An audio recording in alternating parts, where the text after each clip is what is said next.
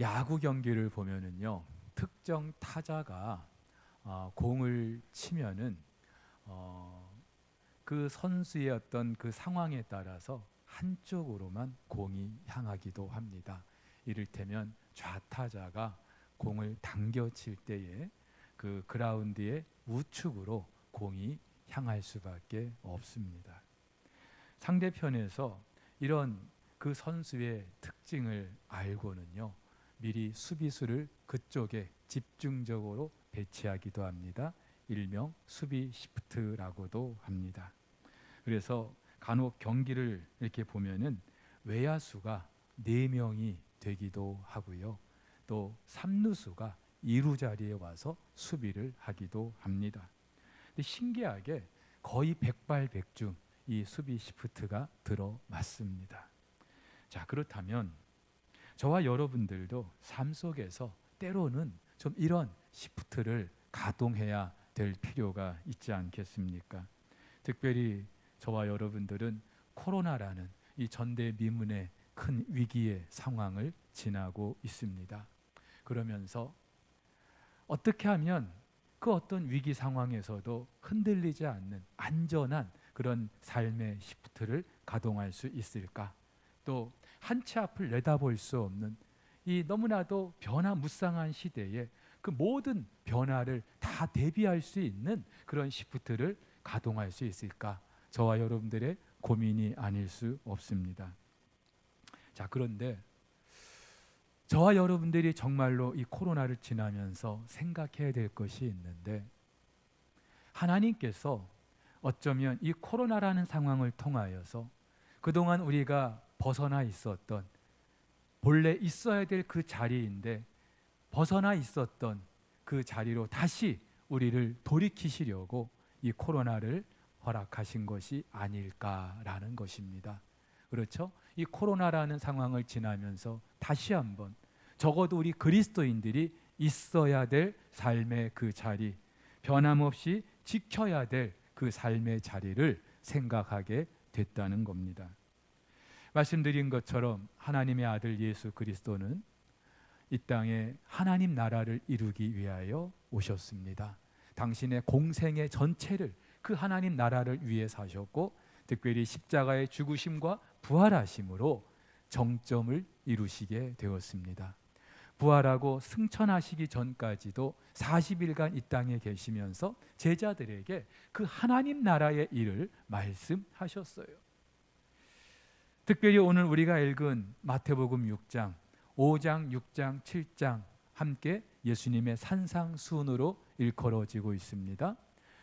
하나님 나라의 백성들이 이 땅에서 어떻게 살아가야 하는지, 성경 전체가 그렇습니다마는 특별히 그 중에 엑기스와 같은 그 말씀을 저와 여러분들에게 전해주고 있어요. 그런데 이 내용이 사실 이 세상 나라의 가치관과는요, 너무나 맞질 않아요. 정반대이기도 합니다. 여러분 한번 생각해 보세요. 어떻게 내 오른편 뺨을 치는데 내 왼편 뺨까지 돌려댈 수 있겠습니까? 나를 고발해서 속옷까지 빼앗았는데 어떻게 겉옷까지 내줄 수 있겠습니까? 억지로 나를 오리를 끌고 갔는데 어떻게 십리를 동행해 줄 수 있겠습니까? 지금 우리는 남을 밟고 일어서야 고지에 오를 수 있고요, 남의 손에 있는 걸 빼앗아야 내 것으로 만들 수 있는 그런 세상을 살고 있어요. 그런 시대에 이 말씀은 정말로 어울리지 않고, 그리고 이 세상 나라에서는 전혀 적용할 수 없는, 가동할 수 없는 그런 삶의 시프트라는 것을 알 수 있습니다. 그래서 대다수 그리스도인들도 이 말씀을 읽기는 해요. 그러나 그저 진열장 속의 골동품 정도로만 생각하고 지날 때가 많습니다. 하지만 여러분, 성경 전체가 그렇습니다마는 특별히 오늘 우리가 읽은 예수님의 이 산상수훈, 우리가 알아야 될 사실이 있는데요, 이 말씀을 주신 분이 바로 우리 하나님 아들 예수 그리스도셔요. 그분은 하나님 나라의 주인이셔요. 하나님 나라의 주인이 누구에게 주신 말씀입니까? 그 나라 백성들에게, 저와 여러분에게. 그래서 이 산상수훈도 그냥 어중이 떠중이 무리들이 아니라 일부러 그 산 위로 불러주신 당신의 제자들이었습니다. 비록 이 땅의 말을 듣고 살기는 하지만 그 나라의 시민으로 살아가야 하는 사람들, 그렇다면 어떻게 이 말씀을 그저 골동품 정도로만 생각할 수 있겠습니까? 이 말씀을 주신 까닭, 그렇죠. 믿지 않는 사람들과 똑같이 같은 하늘 아래 살고 있습니다마는, 그러나 이 세상 나라가 전부가 아니라 하나님 나라가 있다는 사실, 저와 여러분들의 삶을 통하여 보여주기를 원하시기 때문에, 그래서 하나님 나라 백성들이 어떻게 사는지를 보여주기 하시려고 이 말씀을 주신 줄로 믿습니다. 여러분, 욥이 그렇잖아요. 욥은요, 하나님이 사탄 앞에서 자랑했던 사람이에요. 너무나 영광스럽지 않습니까? 사탄 앞에서 자랑할 만한 사람, 얼마나 영광스럽습니까? 근데 과연 그 욥은요, 그 하나님을 실망시켜드리지 않아요. 끝까지 하나님의 자존심을 지켜드립니다. 저와 여러분들도 그렇게 살아주기를 하나님이 바라시는 거예요. 근데 과연 우리는 그렇게 지금 살고 있습니까? 또 어떻게 우리가 하나님 나라의 백성이라는 사실을 삶으로 보여줄 수 있겠습니까? 산상수훈을 말씀하시는 예수님, 특별히 기도를 강조하셔요. 그래서 이 산상수훈의 정중앙이라고 할 수 있는 6장에서 기도를 집중적으로 말씀하시고요, 7장에 가서도 또 기도로 마무리하십니다. 여러분, 왜 이렇게 기도를 말씀하십니까? 저나 여러분이 이 세상 나라에서 하나님 나라 백성으로 살 수 있는 그 힘과 능력은, 동력은 바로 기도에 있기 때문이에요. 지난주에도 말씀드렸어요. 성령을 기다리면서 제자들이 했던 일은 기도였습니다.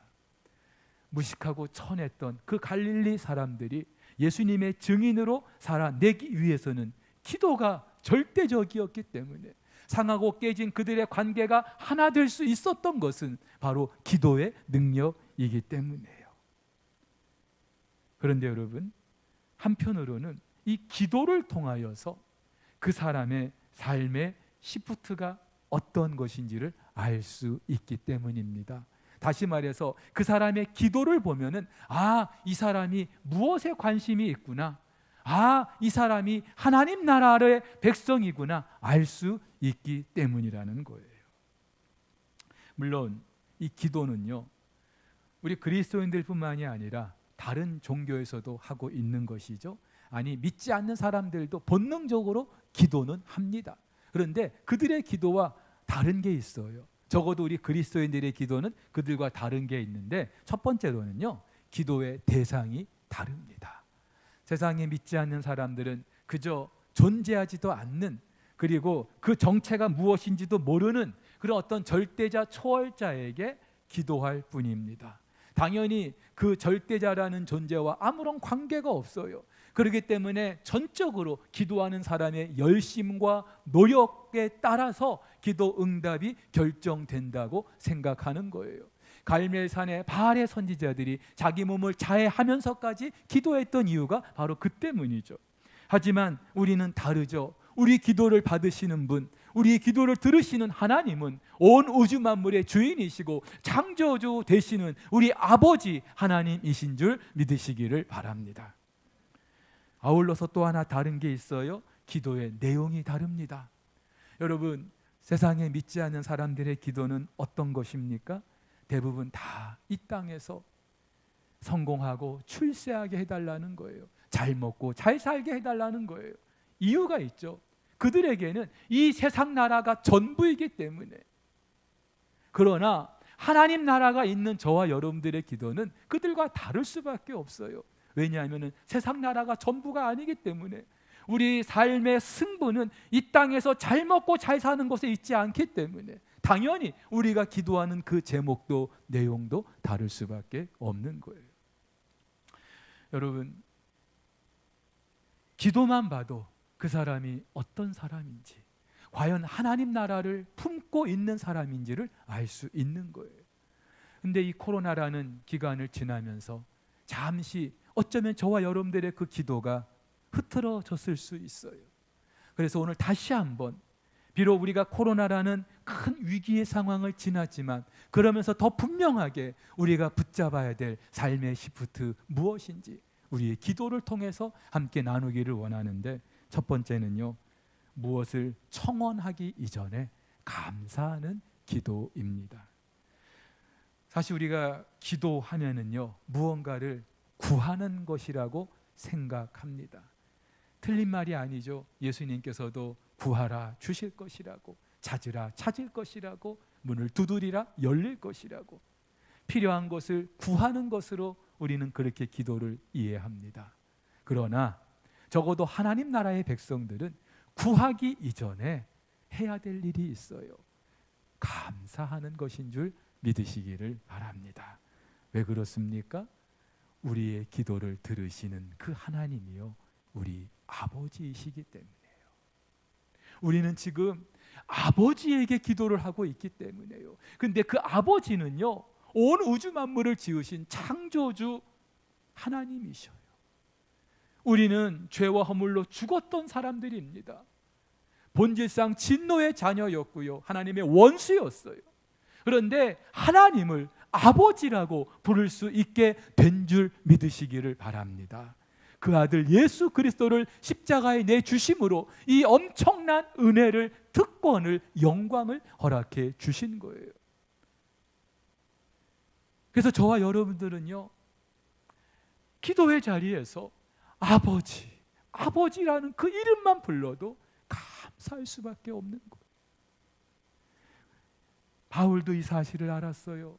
그래서 창세전부터 우리의 구원을 계획하신 그 하나님의 그 놀라운 은혜를 알았기 때문에 그 차가운 감옥 안에서도 찬송하리로다, 찬송하리로다 감사의 기도를 올려드릴 수 있었던 거예요. 이전에 모든 것을, 좋았던 모든 것을 배설물로 버리면서까지 그리스도의 십자가 외에는 자랑할 것이 없다고 고백할 수 있었던 겁니다. 우리 주님도 분명히 말씀하시죠. 그러므로 염려하여 이르기를 무엇을 마실까, 무엇을 먹을까, 마실까, 입을까 하지 마라. 이는 다 이방인들이 구하는 것이라.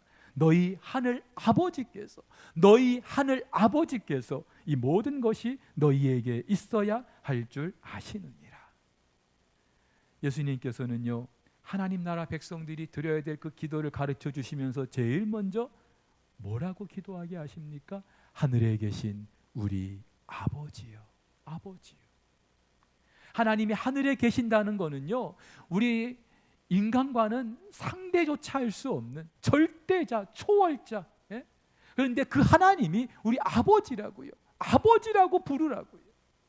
여러분이 한 가지 사실만 생각해도 우리의 기도는요, 믿지 않는 사람들의 기도와 다를 수밖에 없어요. 그래서 우리가 아이들에게 기도를 가르칠 때 흔히 5손가락 비유를 들지 않습니까?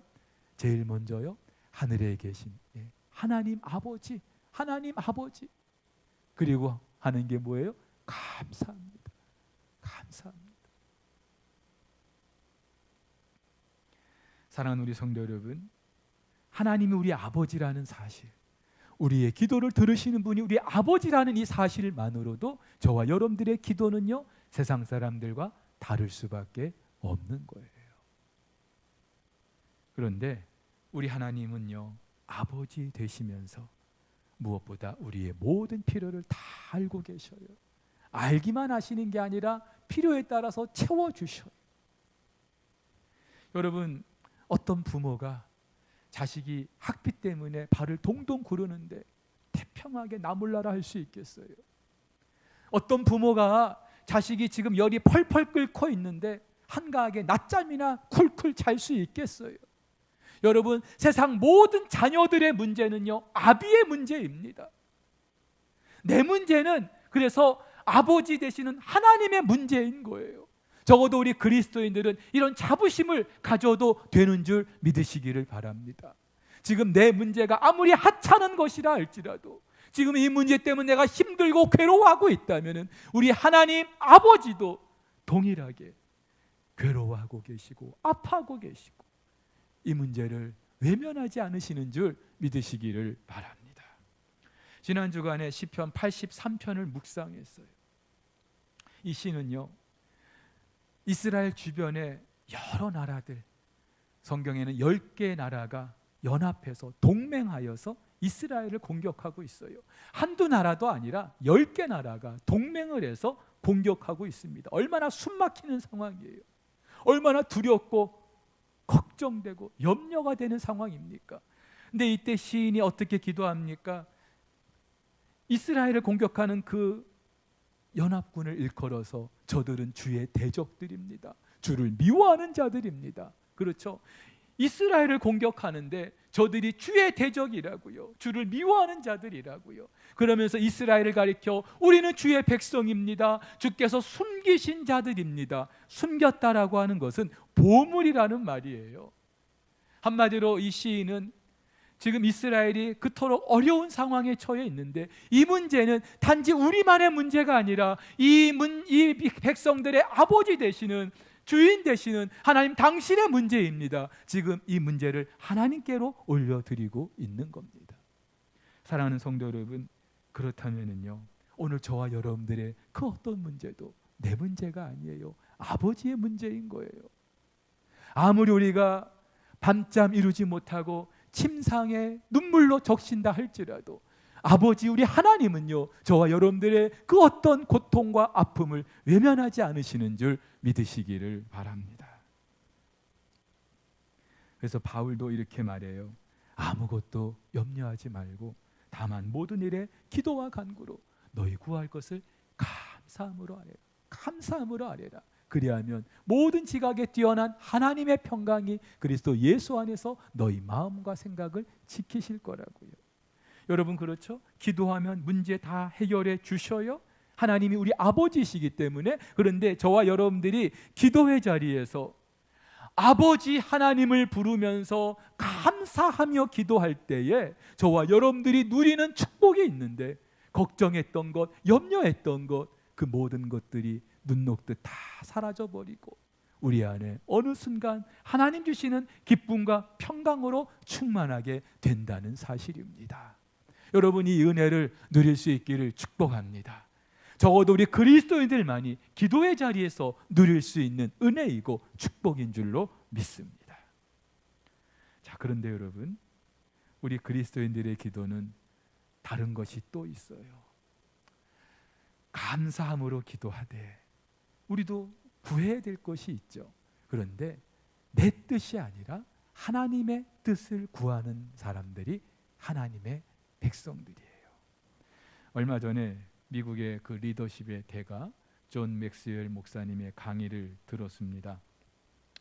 요즘같이 코로나로 어려움을 겪고 있는 시기 전 세계 목회자들을 대상으로 하신 강의인데 이분이 강의 시간에 그런 말씀을 하셔요. 위기의 때일수록 모든 리더들은 후방으로 물러나라. 그렇게 말씀을 하십니다. 여러분, 리더는 앞에 있는 사람 아닙니까? 그래서 나를 따르라 그렇게 말할 수 있는 사람이어야 되지 않습니까?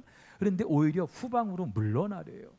나 몰라라 무책임하게 그렇게 물러나라는 게 아니라 그러면서 이분이 하시는 말씀, 위기의 순간일수록 무엇이 본질인지 무엇이 궁극적인 것인지 그것을 우리 앞에 전면에 내세울 수 있어야 된다. 다시 말해서 우리가 사는 이유, 삶의 그 소명이 우리 앞에 있어야 된다.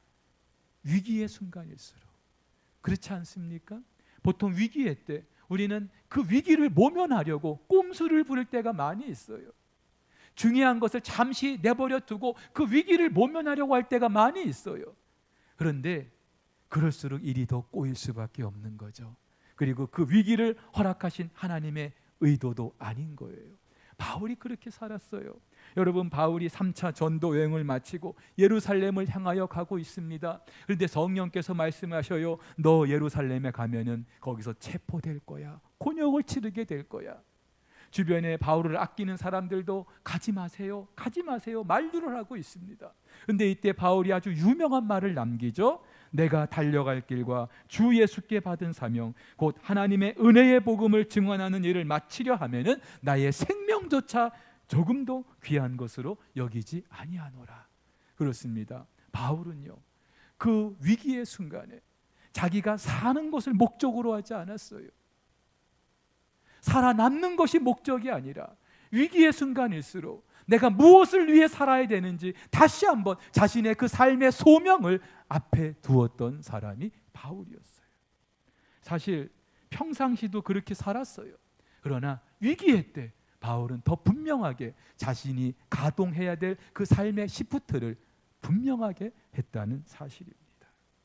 여러분, 저와 같은 리더들에게만 해당되는 일이겠습니까? 저와 여러분들은 모두가 다 하나님 나라의 백성들이에요. 그렇다면은 위기의 순간일수록 우리가 무엇을 앞세워야 하는지, 평상시도 그렇지만은 위기의 때일수록 더 분명하게 앞세워야 될 것이 무엇인지 생각해야 된다는 것이죠. 사실 우리 인생에서 가장 큰 위기가 있다면 죽음 아니겠습니까? 여러분, 코로나가 무서웠던 것도 죽음 때문 아니었습니까? 그런데 이런 죽음의 그 문제는요, 사실 우리 힘으로 어쩔 수 없는 거죠. 그리고 또 하나 확실한 것, 적어도 우리 그리스도인들에게 있어서 죽음은요, 우리가 하나님께로 나아가는 관문과도 같은 그런 시간이에요. 그리고 이제 이 땅에서 우리가 어떻게 살았는지 평가를 받는 바로 그 마지막 기회이기도 합니다. 자, 그렇다면은 적어도 우리가 하나님, 나 아직 할 일이 남아 있습니다. 나 이대로 데려가시면 안 되고요. 나 아직도 살아서 하나님의 영광을 위해서 해야 될 일이 있기 때문에 내 생명을 살려주십시오. 이런 기도가 아니라 그저 살기 위한 기도를 하고 있다면 어쩌면 저와 여러분들은요, 하나님 나라 백성이 아닐 수도 있어요. 사랑하는 우리 성도 여러분, 위기의 순간일수록, 심지어 그것이 죽음일수록, 죽음이라 할지라도 저와 여러분들은 이제 내가 하나님 영광을 위해서 살 수 있는 기회가 얼마 남지 않았다는 사실을 생각하면서 더 남은 기간 이 일에 우리가 몸부림해야 될 줄로 믿습니다. 근데 안타깝게도 대부분의 우리 그리스도인들이 하나님께 기도하는 걸 보면은 자기 뜻이 이루어지기를 위해서 기도하고 있어요. 그리고 기도 응답 받았다는 것도 가만히 보면은요, 자기 생각, 자기 뜻이 그것이 이루어지면은 그게 기도 응답이라고 착각해요. 물론 그 뜻이 하나님의 뜻과 일치한다면 그것도 맞죠. 그러나 대개 하나님의 뜻은 그렇지 않은데 내 뜻이 우선일 때가 얼마나 많이 있습니까? 하나님 나라 백성들이 드려야 될 기도, 주기도문에서 예수님은 그래서 처음 세 가지, 너희들은 이것을 위해서 기도해라 말씀하시죠. 무엇을 위해서요? 아버지여, 당신의 이름이 거룩히 여김을 받으시옵소서. 당신의 나라가 이곳에 임하게 하옵소서. 그리고 하나님의 뜻이 이루어지게 하옵소서. 예수님은요, 내 영광이 아니라 하나님의 영광을 구하게 하십니다. 세상 나라가 아니라 하나님의 나라를 구하게 하십니다. 내 뜻이 아니라 하나님의 뜻이 이루어지기를 기도하게 하셔요. 오늘 본문에서도 말씀하시죠. 그런즉 너희는 먼저 그의 나라와 그의 의를 구하라. 그리하면 이 모든 것을 너희에게 더하실 것이다. 제가 앞서서 모든 자녀들의 문제는 아버지의 문제라고 말씀드렸습니다. 그런데 모든 아버지들의 관심은요, 자녀들의 관심이어야 합니다. 예를 들어 볼게요. 큰 기업체를 운영하는 아버지가 있다고 합시다. 그 아버지가 그 회사의 사장이에요. 그 아들이 그 회사의 말단 직원이든 어떤 사람이건 나중에 그 아들이 그 아버지 기업을 물려받는다고 생각하면은 회사를 운영하는 그 아버지의 관심은요, 아버지만의 관심이 아닌 거예요. 비록 말단 직원이라 할지라도 아들의 관심도 되는 거예요. 하나님께서는 하나님 나라를 저와 여러분에게 기업으로 약속하셨습니다. 그렇다면은 그 나라의 주인이신 하나님의 관심은요, 그 나라를 기업으로 물려받게 될 저와 여러분들의 관심이어야 하는 거예요. 그렇다면은 적어도 이 땅에서 우리 그리스도인들의 기도는요, 차원이 달라야 되는 거예요. 스케일이 달라야 하는 거예요. 왜냐하면 우리의 신분이 다르기 때문에, 속한 나라가 다르기 때문에. 미국 항공우주국 나사에서 항공 연구 분야에서 동양인 최초로 최고 그 자리에 오른 신재원 박사라는 분이 계셔요. 대학을 졸업하고 나서 미국으로 건너가 공부를 했고 결국 나사에서 일하는 그 꿈을 이루게 됐는데, 여러분, 나사에 들어가는 것만도 어려운 일인데 그곳에서 동양인 최초로 항공 연구 분야 최고 자리에 오를 수 있게 된 것도 얼마나 큰 영광입니까? 보통 그 자리에 이렇게 오르려면은 한 30년 정도 걸려야 되는데 이분은 19년 만에 그 자리에 오르게 된 거예요. 그래서 주변 사람들이 묻습니다. 그렇게 승진하게 된, 고속 승진하게 된 비결이 무엇입니까? 이분이 대답을 해요. 그것은 성실과 정직입니다. 예, 뭐 특별한 게 아니에요. 근데 이분이 한 가지 더 부언하기를, 자기는 그 나사 안에서 평범한 엔지니어로 일할 때도 그저 내 일만 잘하면 되지 그렇게 하지 않았다는 거예요. 말단 엔지니어라 할지라도 그 나사 전체의 총괄 책임자의 자리에서 내 하는 일이 지금 어떤 의미가 있는지 그렇게 생각했다는 것이죠. 한마디로 이분 표현에 의하면 작은 생각이 아니라 큰 생각을 하면서 살았다는 거예요. 그러면서 주변 사람들에게 항상 그렇게 권했대요. 지금 쓰고 있는 모자보다 한 치수 더 큰 모자를 한번 써 보십시오. 부교육자 시절 담임 목사님께서 종종 그런 말씀을 하셨어요. 바닥에 휴지 떨어진 게 보이면, 그리고 빈 교실에 전등 켜져 있는 게 보이면, 사람이 아무도 없는데 에어컨 돌아가는 게 보이면 담임 목사 나갈 때가 된 것이다. 우리 부교육자들에게 늘 그렇게 말씀하셨어요. 무슨 말이에요? 비록 부교육자로 있다 할지라도 담임 목사 그 마인드를 가지고 그렇게 사역하라는 말이죠. 그렇게 할 때 하나님께서 그 길을 열어주신다는 것이죠. 여러분, 요셉이 그렇지 않았습니까? 근데 사실 뭐 저도 부교육자 생활을 해보고 담임 목사 자리에 있어 보지만 이게 말처럼 쉬운 건 아니에요. 하지만 쉽지 않아도 한번 생각이라도 해보라고요. 눈에 보이는 이 세상 나라가 전부인 것처럼 살지 말고, 보이지 않지만 그러나 하나님께서 그 아들 예수 그리스도를 십자가에 내주시면서까지 이루고 계시는 그 하나님 나라를 생각해 보라는 거예요. 그리고 그 하나님 나라의 관점에서 지금 내가 어떻게 살아야 되는지를 생각해 보라는 거예요. 그렇게 할 때 저와 여러분들의 삶이 달라질 수 있다는 것이죠. 여러분, 그렇게 살 때 우리가 누리는 실제적인 축복이 무엇인지 아십니까? 세상 나라가 전부인 줄 알고 품었던 그 고민들, 걱정들, 염려들, 그것이 어느 순간에 다 사라져 버리는 거예요. 지나고 보면은 참 부질없다, 그렇게 우리가 생각하게 되는 거예요. 그리고 하나님 주시는 참된 기쁨과 평강을 누리게 되는 줄 믿으시기를 바랍니다. 한 교수님 이야기예요. 같은 교단은 아닙니다만은 국내 한 신학교 교수님인데, 신학교 교수 그 뭐 월급이 뭐 그렇게 많지 않잖아요. 그래서 이분도 노후가 걱정이 됐다고 합니다. 은퇴하고 나면은 내가 어떻게 살 것인가. 마침 한 지인의 소개를 받고 땅을 좀 샀대요. 그래서 나중에 노후를 이제 해결하기 위해서, 아니나 다를까 땅을 사고 났는데 몇 년 지나지 않아서 땅값이 20배나 오른 거예요. 대단하지 않습니까? 그러니까 주변에서도 야, 교수님 축하합니다, 박수를 쳐주고, 이 교수님도 너무나 기분이 좋은 거예요. 야, 땅 참 잘 사뒀구나, 이제 내 노후는 걱정이 없구나, 그렇게 생각을 하신 거예요. 근데 시간이 지나면서 이 교수님 마음이 불편해지기 시작한 거예요.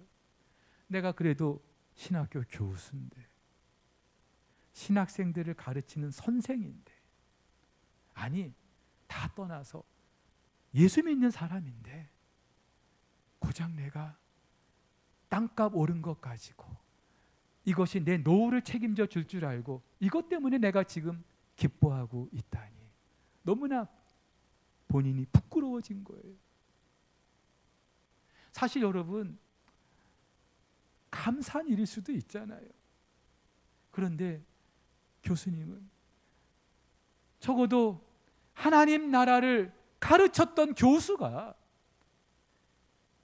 예수 믿는다고 하는 교수가 그저 세상 사람들처럼 똑같이 땅값 오른 것 두고 이것이 내 노후를 책임져 줄 걸로 착각하고 그렇게 잠시나마 기뻐했던 것이 너무나 부끄러웠던 거예요. 그러면서 그 땅을 다 팔아가지고 판값을 다 학교에 기부를 한 거예요. 사랑하는 우리 성도 여러분, 쉽지 않은 결단이죠. 근데 이분이 그렇게 결단할 수 있었던 것은요, 눈에 보이는 세상 나라가 전부가 아니기 때문에. 하나님께서는 당신의 백성들이 이 땅이 전부인 줄 알고 이 땅에서 어떻게 하면 행복하게 평안하게 사는가 거기에만 관심을 두고 사는 것이 하나님 나라 백성이 아니라는 사실을 이분이 알았기 때문인 것이죠.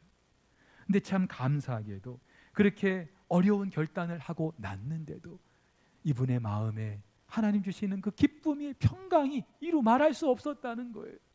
그러면서 지난날 노후를 걱정했던 것이 너무나 부끄러워졌다는 것이죠. 사랑하는 성도 여러분, 하나님께서 과연 이 교수님의 노후 은퇴하고 나서 손가락 빨면서 쫄쫄 굶으면서 그렇게 살게 하실까요? 우리 하나님 그런 분일까요? 사랑하는 우리 성도 여러분, 한 가지 분명한 사실이 있습니다. 하나님 나라를 품고 사는 사람들, 한 치수 더 큰 모자를 쓰고 사는 사람들, 그 사람들에게는요, 이 세상에서의 그 어떤 걱정도 염려도 사실은 아무것도 아닌 거예요. 부질없는 것들이에요. 무엇보다도 하늘 아버지께서 우리가 이 땅을 살면서도 필요한 것이 무엇인지 다 알고 계시기 때문에 필요를 따라서 채워주시기 때문에, 그래서 오늘도 예수님 말씀하시잖아요. 이 모든 것을 너희에게 더하실 것이다. 그 나라와 그 의를 위하여 그것을 구하며 살아갈 때 하나님 나라의 주인이신 우리 예수님의 약속이에요. 여러분이 이 약속의 말씀을 굳게 붙들 수 있기를 주의 이름으로 축복합니다. 올해도 6개월이 지났어요. 여전히 코로나가 한창일 때 올 한 해를 시작했어요. 그러면서 올해도 내가 어떻게 살아야 되나 걱정하셨을 거예요. 염려하셨을 거예요. 근데 지난 6개월 한번 돌아보세요. 여러분이 염려해서 걱정해서 살려고 발버둥 쳐서 여기까지 온 겁니까? 아니에요. 적어도 저와 여러분들, 우리 그리스도인들은요, 하나님의 은혜로 여기까지 이르게 된 줄로 믿습니다.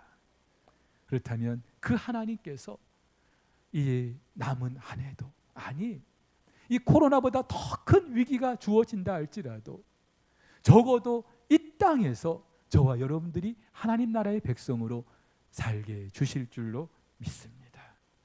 그렇다면 저와 여러분들 적어도 기도부터 무엇을 달라고만 하는 그런 기도 이전에 감사하는 기도로, 그리고 내 뜻을 생각하기 이전에 하나님의 뜻을 먼저 구하면서 저와 여러분이 하나님 나라의 백성이라는 사실을 보여줄 수 있기를 예수님의 이름으로 축복합니다.